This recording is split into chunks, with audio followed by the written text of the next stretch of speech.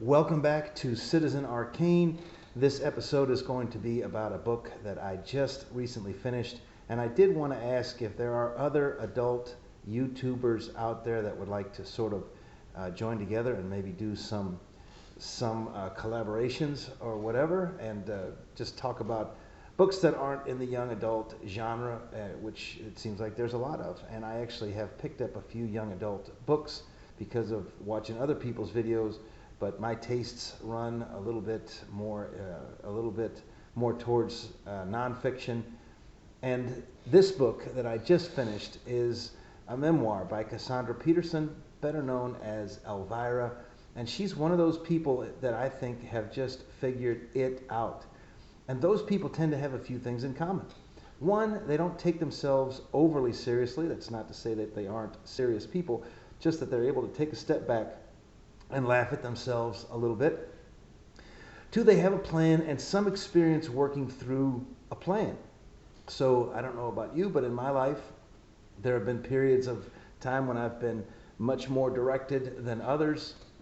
And when you get off a plan, it just seems like the world goes a little bit south. If you've ever read any of Jocko Willink's or listened to any of Jocko Willink's motivational stuff, you know, taking the hard road and having a plan to get through that hard road and having a definition of what success means to you really does change your perspective. And then if you read Awaken the Giant Within by Anthony Robbins, which is really just an amalgam of all of the self-help books out there, you know, taking the time to write down what your plan is, what your goals are, what your values are, all of these things Ms. Peterson seems to have done at various points in her life to great effect. Another thing is they're grateful for what they have and not spiteful about what others have. So one of the things I really enjoyed about this book is she talks frankly about being a very attractive woman, the privileges and the pitfalls of being a beautiful woman. And she doesn't hate men, which, you know, there's no misandry going on there. But she's also made choices that, you know, are pretty cool. And unfortunately, there's some very grim details about being a beautiful woman in Hollywood. And, you know, again, she talks about the privileges that she had. She traveled the world as a young woman because of that. And the thing she's most famous for, she's very blunt about the reasons that came about. But they joyfully go throughout life and face setbacks and disappointments and betrayals without becoming bitter. And I think that is just a key element for successful people everywhere.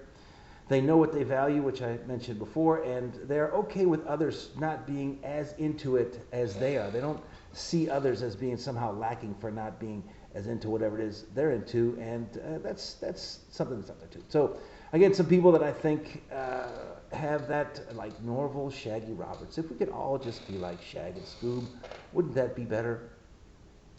I just wanted to mention a couple of other joyful books that I made a video about too. The Lady from the Black Lagoon was a similar story. It was a biography. The writer, Mallory clearly enjoyed her life, and her subject, Millicent Fitzpatrick, who also had a certain joie de vivre that made her life something special, and frankly, it would have been forgotten, probably, had it not been for Miss O'Meara. Some memoirs just aren't as fun to read. Some have an axe to grind. Some are seeking attention and approval. Some are apologies. This one was a love story for the most part, and it was just the story of a life well lived and the love of that life. So it was a lot of fun, a fast read. I do have a little bit of a spoiler here, and I don't want to ruin it for anybody, but I was surprised that her direct predecessor to the Mistress Macabre sort of person out there, Maila Nurmi, I hope I'm pronouncing that correctly. They did not have a great relationship, and I, sort of had hoped that they would have been best buds, but it doesn't turn out that way. Now, there is a book that I want to read about Maila Nurmi, if that's the correct pronunciation, just based on the dates. It's a book by her niece, and it might be another, one of those attempts to just capitalize on a phenomenon, or it could be a response to Cruelly Yours. I haven't read it yet. It's Glamour Ghoul. Put some information about that down. And then, of course, much prior to that was Theda Bera and her book Vamp, The Rise and Fall of Theda Bera, which was published in 1996. And she, I think her run was between like the teens, the early 19 teens, and then I think she made it to like the mid 30s, where of course Elvira has had a solid 40-year run, and it looks like she's still going strong. I really liked that, and again, another mini spoiler, I hope nobody minds, but everybody knows that she did a show called The Next Elvira, and she went into that and her struggles with, TV and movie deals and sponsorship deals at some length. Okay, so again, I just wanted to talk a little bit about, her describing herself as a feminist, which is great. I would see her as more of a first wave feminist, but that's just my opinion.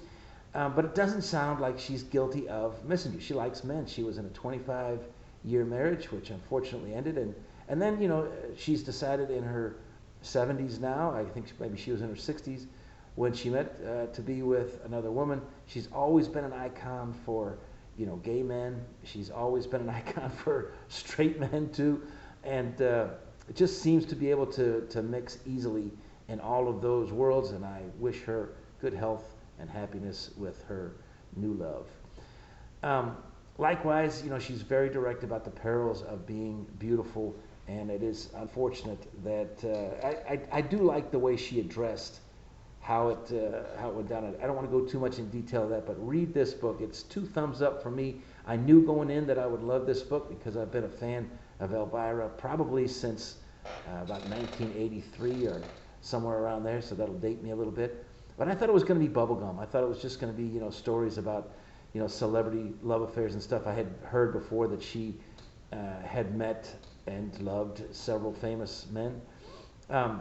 But there's something about the way she tells the story that makes it easy for, I think, anyone to empathize with something. I don't want to give away my man card here, but I found myself with a bit of a frog in my throat and a little teary-eyed a couple times while reading this book. Just a very well done book. Please go out and get it. Thanks again, and have a great day.